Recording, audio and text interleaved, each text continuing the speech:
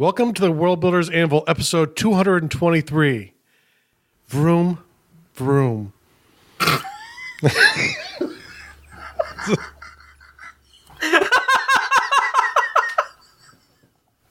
Oh, you should just keep all that laughter in there. Yeah, building some vehicles.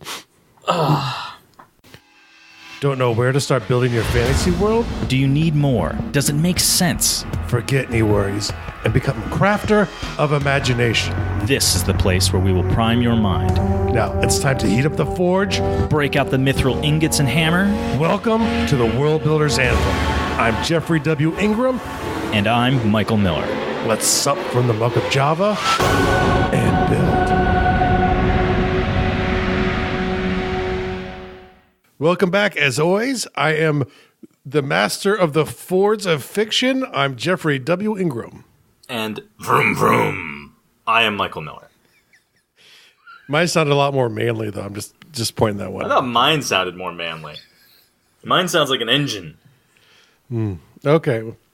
Well, not that I even care. I think for vehicles, gender's not on the list of things you have to worry about. So, whew, there's one tough topic that you don't have to get yelled at for online. I'm Take sorry. it right off. Hang on. Did you just say that for vehicles, you don't have to worry about gender? Yes. I do believe you are the one who told me about a particular battle where the genders of the horses, i.e. the vehicles, had a direct impact on the result of the outcome of that battle. I do not consider animals vehicles. They might be used to transport people. Vehicles. That is not a vehicle. Not a vehicle. To me, vehicles are ultimately non-sentient. So even if you have an AI car, it's now a being. It's now a being. What? It exists. No. Yes. If No. it's sentient, if it can feel, love, and understand, this is an old Android question. Who says? Yes, so, androids dream of electric sheep, but they still dream. Yeah, but just okay. Well, you just said AI, and we have not super sophisticated AI. And if that were in No, a car, I'm saying once it that. achieves the point of sentience, like the Teslas and stuff, I'm not saying are sentient, but I'm saying at some point they no longer become vehicles. They become a mechanical race. Sarah and I had an argument about the definition of sentient not too long ago, and I was wrong. She was right. And the definition of sentient, it really includes some low-level intellect in the creature department. So you could argue that a low-level intellect AI is sentient based on the definition of the word. I wouldn't consider it that way. I'm going off of the definition when you're talking about life, and you could say an amoeba is sentient because it's alive. But I would argue, definitions and dictionaries can change, but that's irrelevant to the discussion of sentience. Ability to perceive or feel things.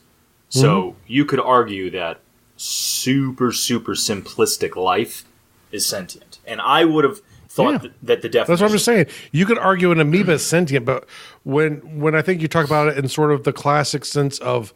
are things sentient in the thinking realm is typically, I think, what's typically considered when you're looking at there.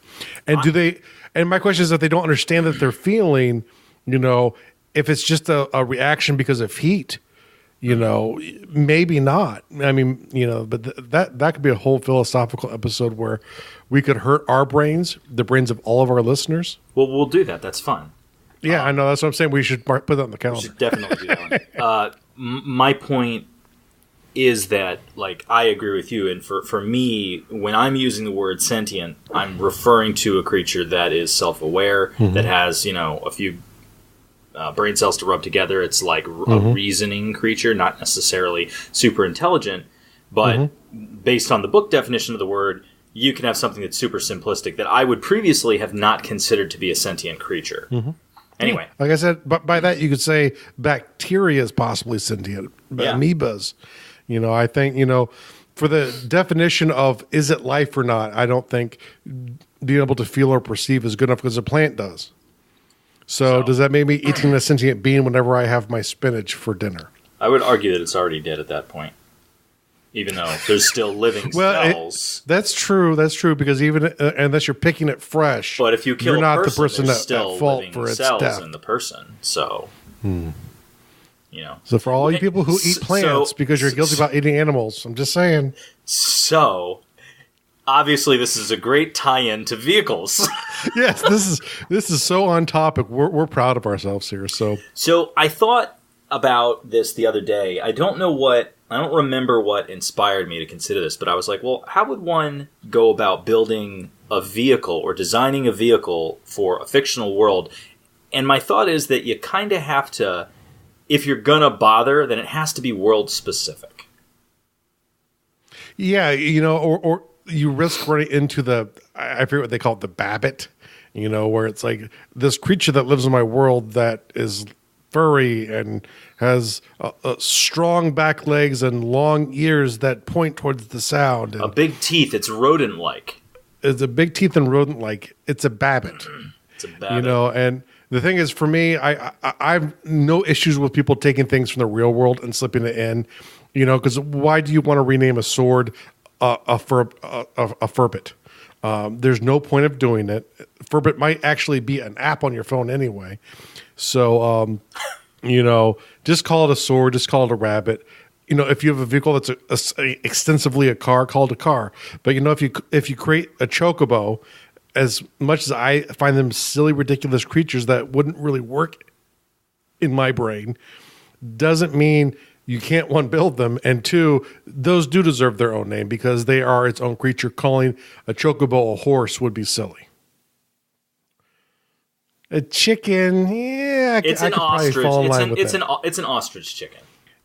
Yeah, it's a half ostrich, half chicken, designed to slay the gods. I wonder what they taste like. Actually, they taste like rabbit. It's a weird fate. That would be great. I would love massive rabbit legs on like in a stew or big plate. Delicious. I've never eaten rabbit. Yeah. I would, though. I don't discriminate. Yeah. I've never eaten rabbit either. I don't really desire to. I don't like things that people call gamey flavored. Yeah, I imagine that I wouldn't either because I'm not into like that like fatty and like sinewy like. Well, I would assume most like duck is got like fat in the muscle tissue. It's not. I don't like it. It's like all intertwined. It's not my cup of tea. But yeah, I'll eat pretty much anything. There's a lot of things I still want to try. I'd eat a person if I had to. I have no comment on that. Yeah, you do. You've got lots of ideas. You're like, I would too. I totally would. If I had to. If I was like in that. I mean, I don't want to or anything, but you look delicious. Well, thank you. I try to take care of myself. Anyway, vehicles. We're talking about vehicles. Yeah.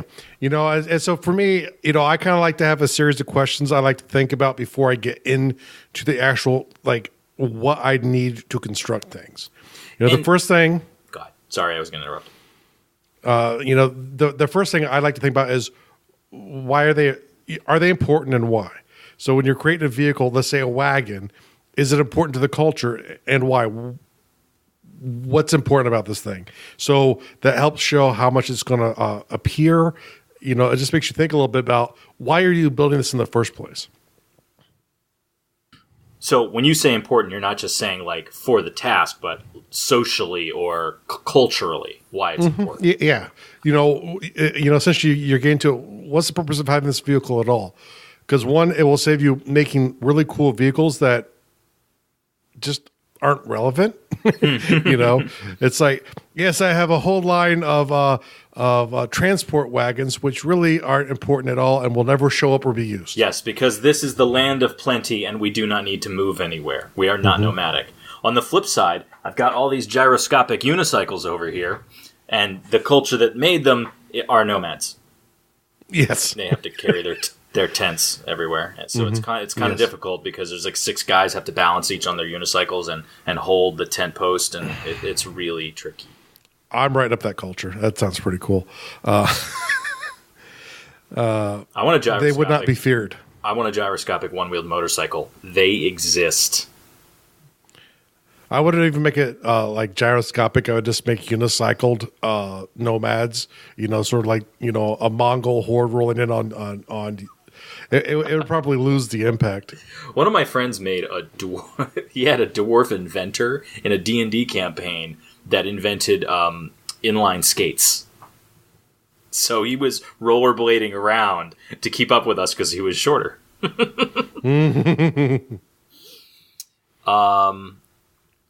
Okay.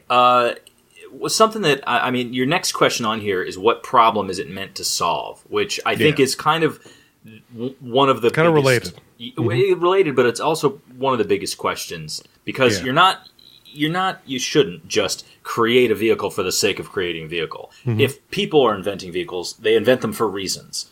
Yeah. And I think this is probably a more important question. I kind of agree with you. This is probably the most important question is, inside of the world, what problem does the vehicle solve? And this takes me back. There's a very good book called, it used to be called Tiger. I think they lost a lawsuit and they changed the name. I'll see if I can figure out what the name of it is. But it came up with this idea. It was a science fiction book, and one day someone teleported. And then all of a sudden more people started teleporting, and it kind of goes over the changes that happened. The transportation industry is utterly destroyed, within a year.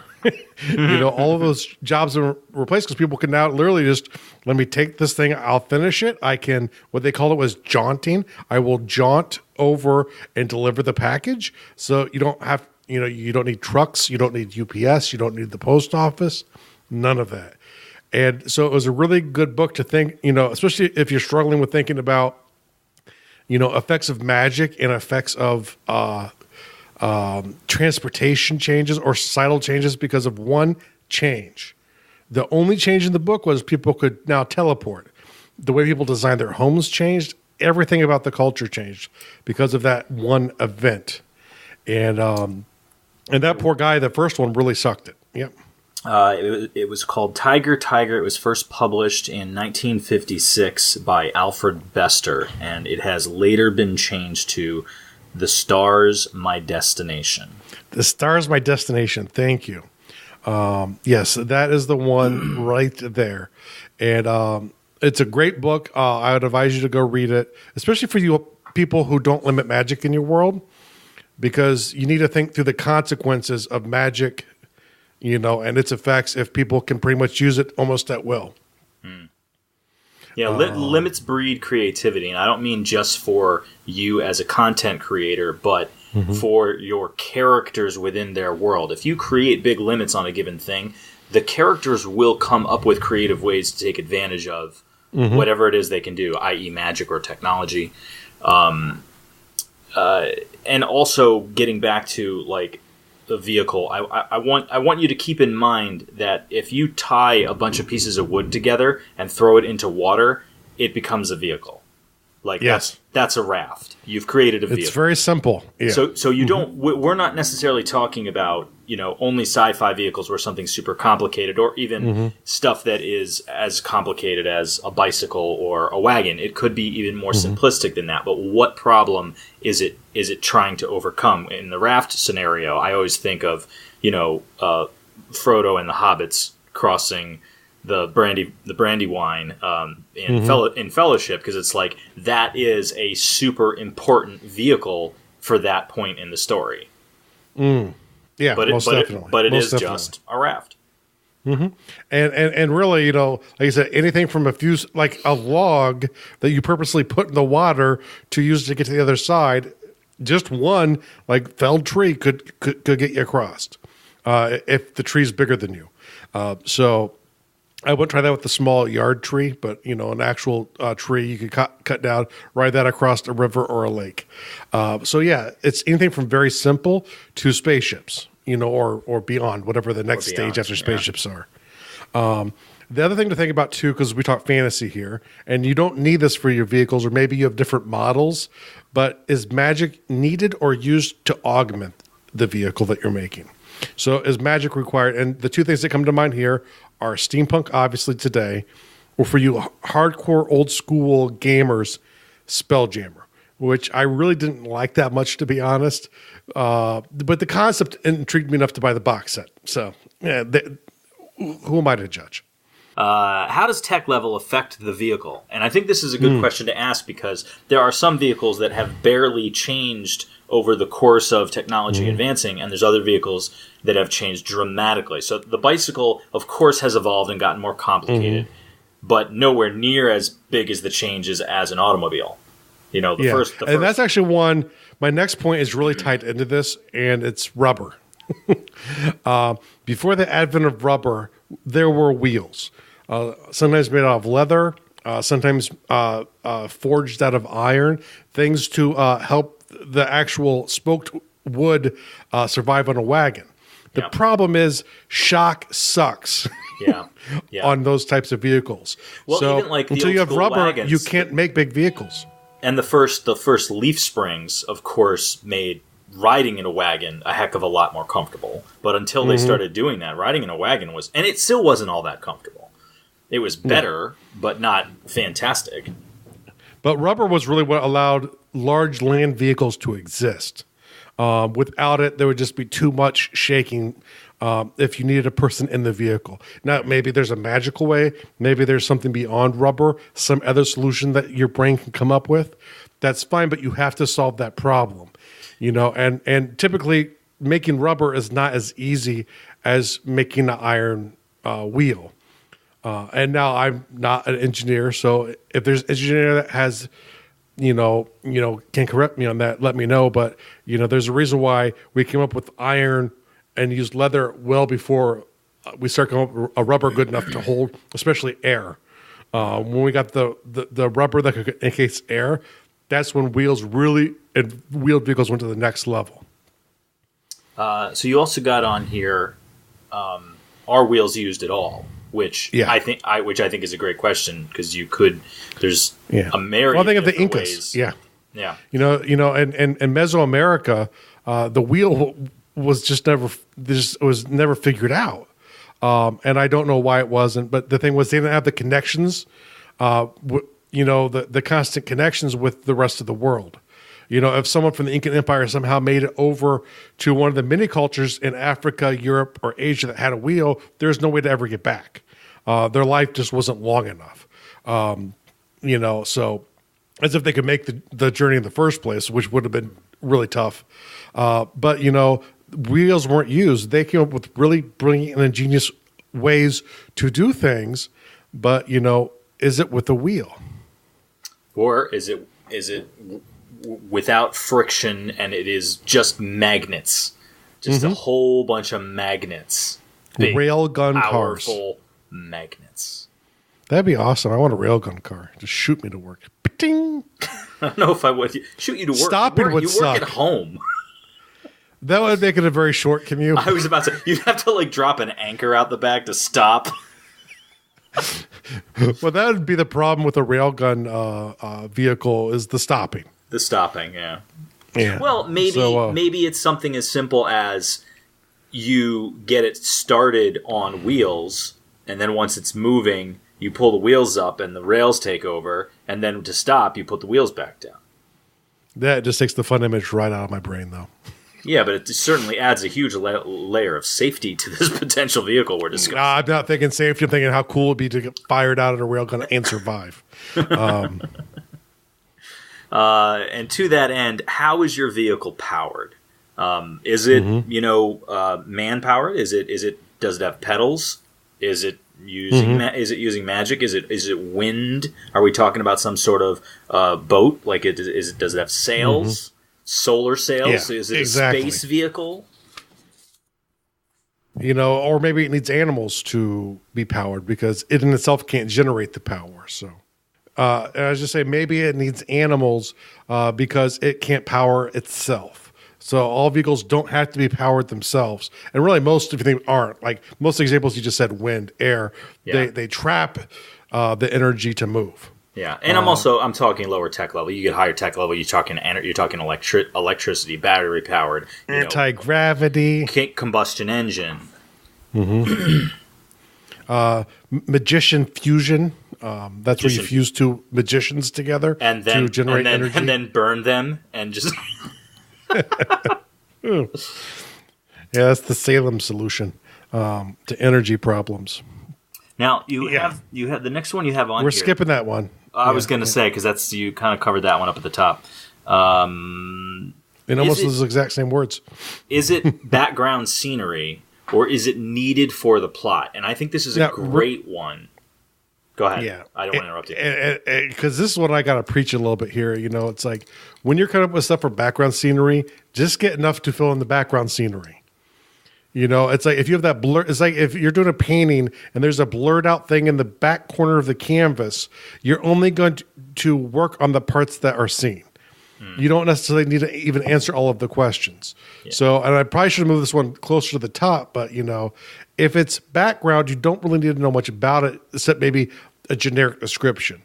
Otherwise, you need to get more hardcore, into how it works and get a little bit more into its impact on the society and those types of questions. I'm reminded of the ornithopters in Dune.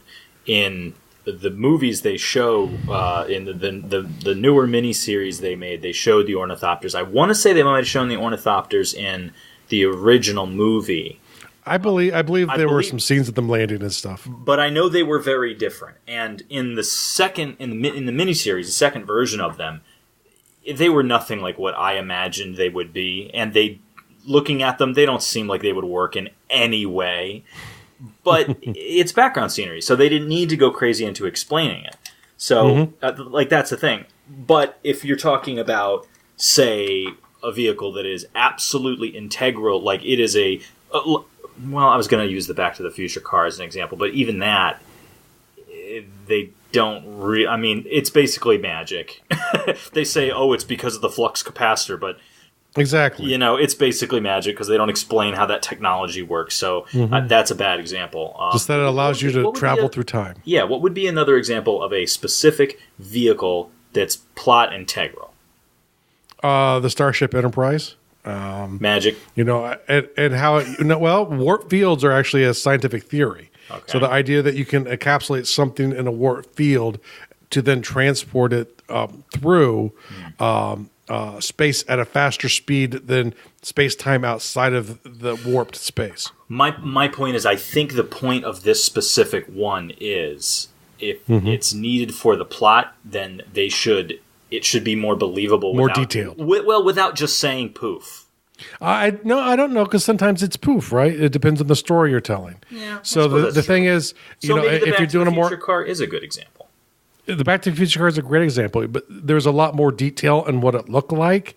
You could see the flux capacitor. You maybe don't understand how it works, but, a lot of people don't care.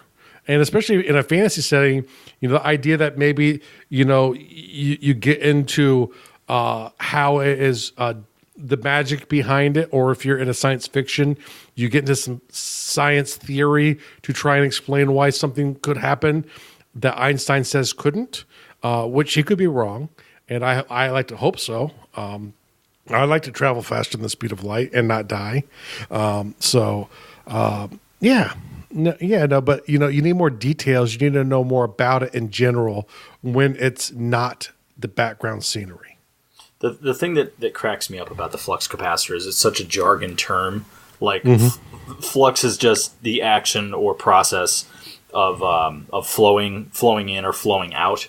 And almost anything electrical or magnetic is dealing with the idea of flux. And if as a capacitor, it would be a flux capacitor. Well, yeah, but a capacitor is quite simply a device that takes energy in, stores it until discharge. So then when they say, flux capacitor, it sounds like it's complicated, but those two terms don't equal a complicated scientific device. No.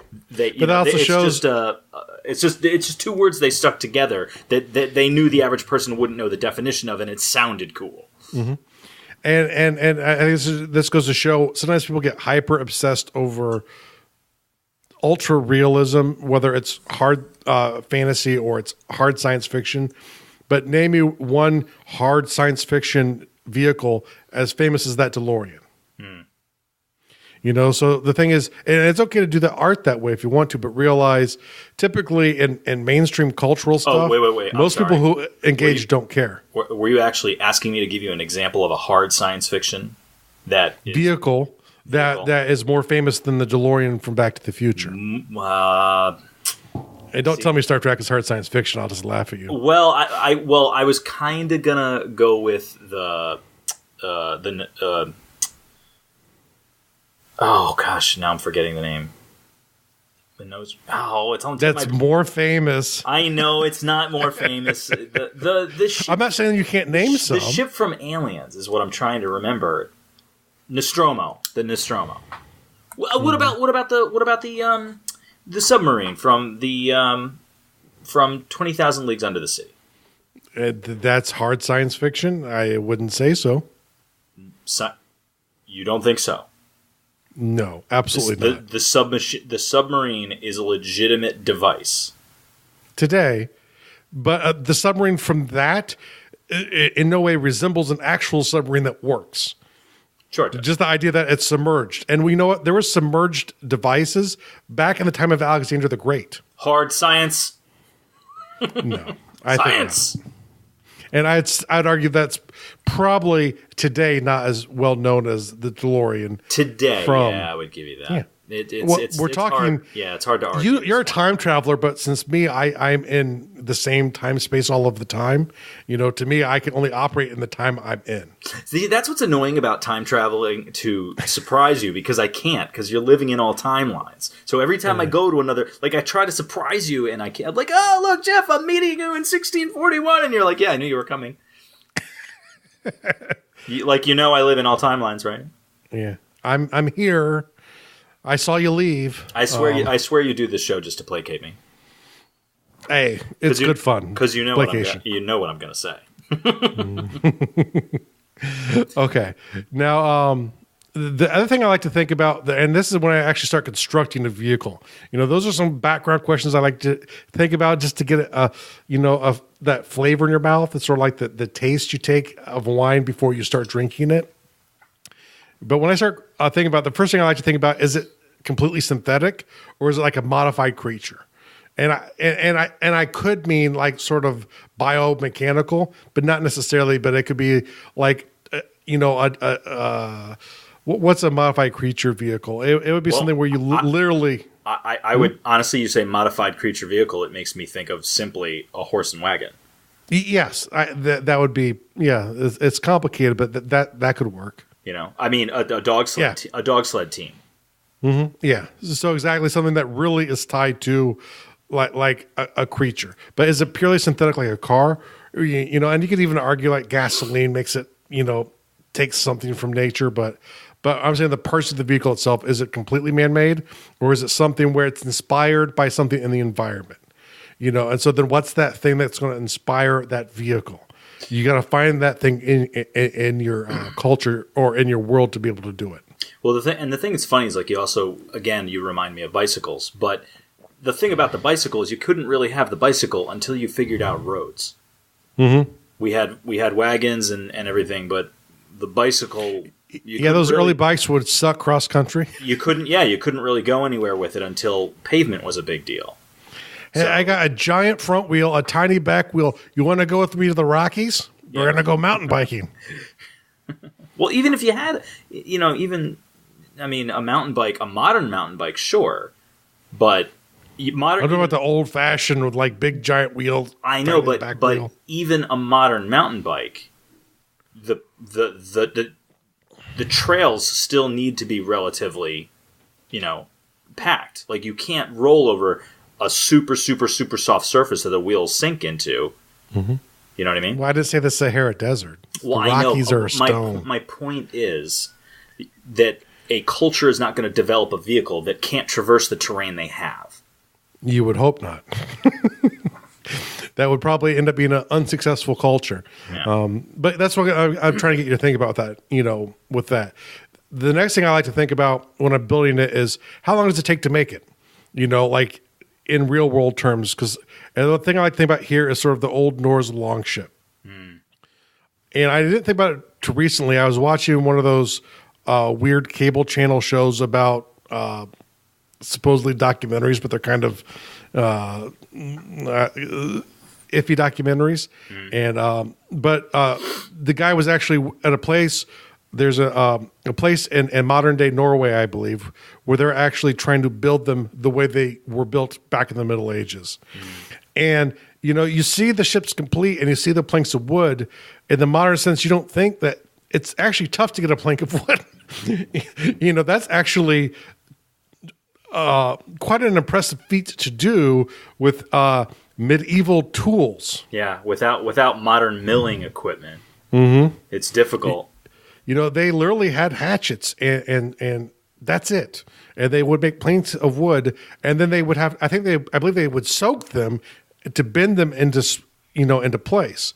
But there was a very limited time for them to be able to do that, or the wood wouldn't be able to bend into those shapes, the curves that you need to make the Viking longship. So it takes time to build it. It would take resources from the community to put ships together. Who even says that you're going to build that? So you need it to figure out how hard it is to make, how long it takes to make.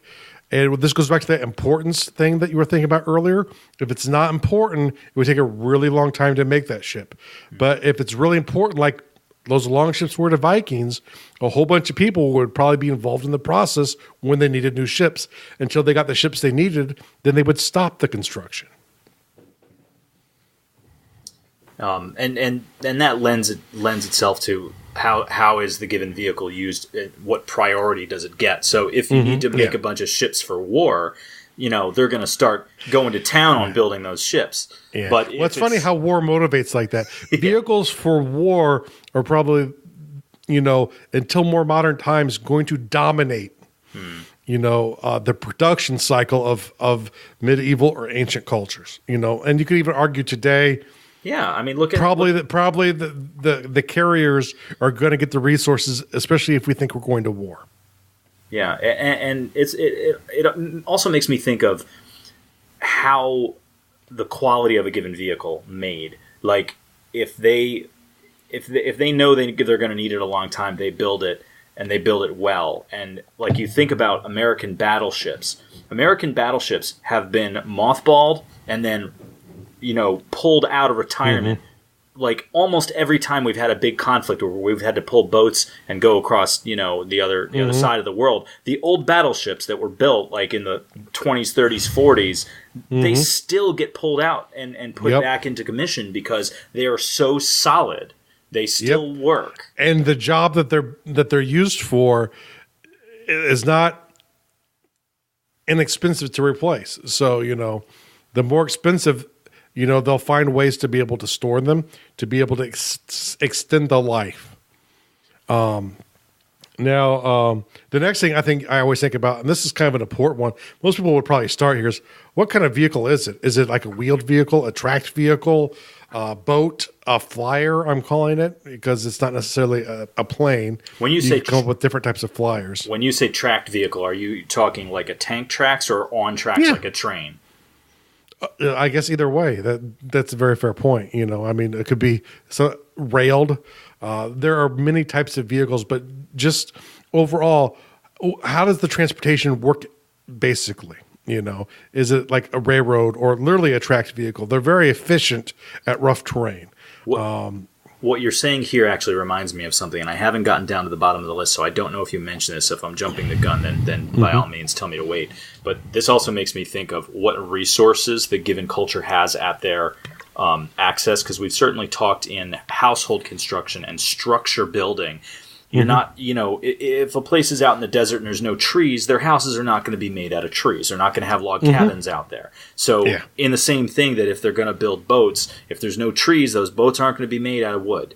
The Inuits built kayaks, and there was very little wood in the construction. There was a lot of canvas. There was a lot of what's the word I'm looking for? Like hides. They would use hides. To build the boat. I don't know the ribbing. I assume that they used wood for the ribbing. It's something I'd have to look up. Yeah, I've never actually researched that, but That's what I kind of get into later, but we've basically covered it here, so that's fine too. Yeah, building materials are an important thing to think about. Because you do have to know what it's made out of, and once again, how do you get the parts? Because some things cultures will go to great lengths to get, and I think of bronze here. Bronze needs tin to make it. A bronze weapon is much better than a copper weapon.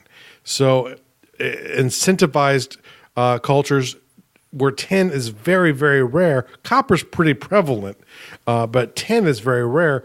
There were 1,000-mile long trade routes back in the Stone Age trading tin, or I guess it was technically be the Bronze Age, trading tin to so people could actually create the bronze to make the most modern weapons at the time. Yeah, and the other thing is with the proper engineering, like there's an engineering school here in the States that every year they do a boat race, and the engineering students are only allowed to make the boats out of one material, and that material is concrete. They make concrete boats. So with the right engineering, a concrete boat will float.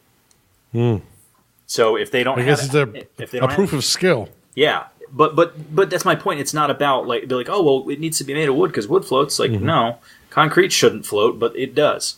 If cultures will go to great lengths to solve problems that they have, and maybe it's with magic, maybe it's with technology, and here we're talking about vehicles used to solve problems. That's the reason why this problem, what problem are you solving, will keep coming up. Like I'm about to ask again. When I'm building it, I think once again, what's the problem I'm solving? And here I'm thinking more specifically, is it like, if it's a boat, is it for the river or is it for a coastal area? Is it for the open ocean? Is it flat Those water? Those are different kinds of boats. Yeah. Are you going to be dealing with currents, or are you just crossing a big lake? Exactly. Because that tells you a lot about the size the boat can be. Many rivers can't handle large boats. So, it could be a canoe is a great river boat. But it would be very inefficient to use to cross the ocean. What do people use it for? Is it hauling cargo? Is it moving troops? Is it an attack vehicle? Is it a vehicle you're using to attack enemies? Is it traveling long distances? Or is it going a short distance and is it like a sprinting vehicle or a marathon vehicle? Yeah, and this is the part where you got to get really literal with yourself. What's it used for? Because there's a big difference between a long-haul vehicle and a short-haul vehicle. Just look at trucks. Long-haul trucks are much bigger than the trucks that do local deliveries. And it makes sense because of the types of roads they're on.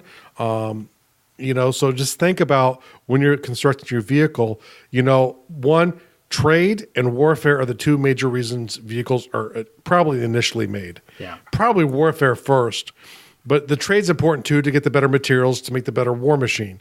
So a bit cynical, but that's me, I guess. Well, and you're coming at that from a real world naturalistic human perspective. That might not be the most motivating factor for you. Think about through your culture. Yeah, for your particular culture. They might just be an exploratory culture, and the biggest thing, like I always forget there's an old book, I've mentioned it before on the show, where the basic gist is this alien race comes to Earth and they want to invade, and this species, this alien culture basically poured all of their knowledge into the advancement of travel. They didn't put any into weapons. So when they arrived on Earth, they weren't expecting us to be able to kick the heck out of them because we had gunpowder and they didn't. They had spacecraft, but they didn't have gunpowder. So, it was something. So it's like we had black powder firearms at that time because it was like they landed in like the 1900s, early 1800s rather. So they got here a little too late. Their ships weren't quite fast enough. Well, they got here. Too late. But the point is that maybe your culture. Maybe they're not at war. Maybe they're isolated. Maybe their motivation is just to spread out or to meet other cultures. Or, like Jeff said, maybe they're looking for trade routes. So maybe they're not. Maybe it's not about war. Yep, I typically think trade and war. Exploration is important too. I mean, even on Earth, you get to like a Polynesian style culture, and the idea that you're setting out into the open ocean, on really impressive rafts. They're built so they can go across the open ocean, though. So they're bigger, they're more sturdy than like a raft you'd use to cross the river, but across thousands of miles of open ocean. And their predecessor culture actually had a trade route during the Stone Age larger than the Silk Road in the Pacific using boats. So it's not always about war, but war and trade are typically the two things that really kind of drive. And exploration is definitely one of those things there too. But a lot of times the reason exploration happens is because of either to prevent a war or necessitated because of ongoing conflict. The reason Christopher Columbus was paid to find a way to Asia was not, because Queen Isabella and not Ferdinand, was it Ferdinand? Not sure. It wasn't because they wanted to know that you get to Asia shorter. It was because at that point, hundreds of years they had been at war with the Muslims who controlled the trade routes between them and the Far East. And so it was to bypass the enemy, which Spain itself had been fighting the Reconquista to conquer back the Iberian Peninsula from the Moors who had invaded a long time ago. So it was really, even though it was about exploration, it was about finding a way to trade without having to go through their enemy. Are there any special enhancements to your vehicle? Mm-hmm. Harpoon guns. Exactly. 50 cals. I mean, whatever you want to put up there, and these don't necessarily have to be constructed once again. Maybe it's, there's a spell that's woven in when it's created to make it float better. So maybe it's a concrete boat that can sail as fast as a sailboat made out of wood because of magical enhancements. So what are the special enhancements that, aren't necessarily needed for it to work, but it makes it solve the problem better? Maybe special enhancement is an attached large fishing net that is easily retracted from the water, and that's solving people starving to death on land. The problem of killing our aquatic race that we made in the other. I know, that's exactly what I was thinking about. I was actually thinking about some sort of device that knocks the aquatic floaty home apart. It's like a ram that gets dropped into the water instead of on the front. Right. Let's see, what are okay. Now this is one, and I kind of like when I come up with descriptions, I like to think about it in layers. And so when you think about like, what does it look like, which is kind of the final major part of, for me, the boat, is I always like to think of people's first impressions. Of the vehicle. So like, typically you don't take in all of the details whenever you first notice something, so the thing is, what I like to do is I like to say, okay, let me pick out 3 things, and that's someone's first time they interact with something, that's what they're going to notice. And then depending on how important it is to the plot, I will add in a few things. I'll add in some more things that they'll figure out over time, especially like if it's a vehicle, like, you get that super spell-driven spaceship, what's it feel like to drive it? Because that's different than your initial impression. What does it feel like the first time you're in combat or the first time you have to stop hard? But really, I always like to think about each of the senses. What does it look like? What does it sound like? What does it smell like? How big is it? Does it have a weird taste? And trust me, even if your race doesn't necessarily use taste as a way to sense on the things around them, which is fine. I had a friend once who was playing a game who went up and licked something. So, if it's something there, someone might just go ahead and try and taste it. So even though Battleship probably tastes a bit metallic. It seems like an odd behavior. I think that you could just roll. I mean, I don't know. Taste is something I would immediately go, okay, well, it's made out of this, so it tastes like that. I honestly wouldn't always do that one, but that's what I like to think about. And it's really more from the racial standpoint because some things, it might be the same thing that they use to sense is the tongue. And so if the taste buds and they have other sensory organs on their tongue like a snake, when it gets flicked out and it will hit something, it will maybe retrieve smell and taste. I'm making it up, but when you're making up races for your world, you can make stuff up. So I hear you. Did you I missed. Did you cover sound? I do believe I said sound, Okay, but what does it look like? What does it sound like? Think of your senses. They should all be accounted for. You've also got here, how common is it? I mean, is it a rich man's vehicle? Is it a vehicle that every common man has? I know, it's like if you go to my driveway, you look at my Lamborghini collection, not everyone has those kind of cars. So you're like, wow, those are really awesome cars. He must be so cool. And of course you're right. Now, I'm just going to let that one slide. Go ahead. Yeah. Michael's really laughing because he knows that I think for 12 years I had a Kia, and like the cheapest, most affordable version for like 12 years, the same car. So I'm really the complete opposite of that. But they do point out. But once again, it's like how it's like, and it can also depend on where you're at too. So like if I have a Viking ship, in the fjord, it's not going to stick out that much, unless maybe it's really big. But if I take that same Viking ship and I put it off of a monastery on an island next to Britain, that's going to really stick out. Because the island of Britain, that's much less common and probably much more feared. I think this is pretty good. I'm trying to think if I got anything else I want to add to the end here, and I think we're pretty well covered. We originally talked about doing this episode and actually building a vehicle, and we still may do that in the future. But definitely take all these things into consideration if you want to make something specific to your world, whether it's just going to be for flavor or whether it's actually going to be for content, like a race is going to be using that vehicle a lot. Like maybe they have a weird terrain that they have to traverse, so they need a special vehicle, to move supplies from point A to point B, or and the biggest thing to think about when you're fish. And really the biggest thing is, what's the problem? And Mike will out, because it's in the notes like 14 times, because it kept coming back to me, because that's really the core point of a vehicle. It's solving a problem. Yeah. So what problem are you solving? Like, if I can teleport everywhere, why do I have a car? Yeah.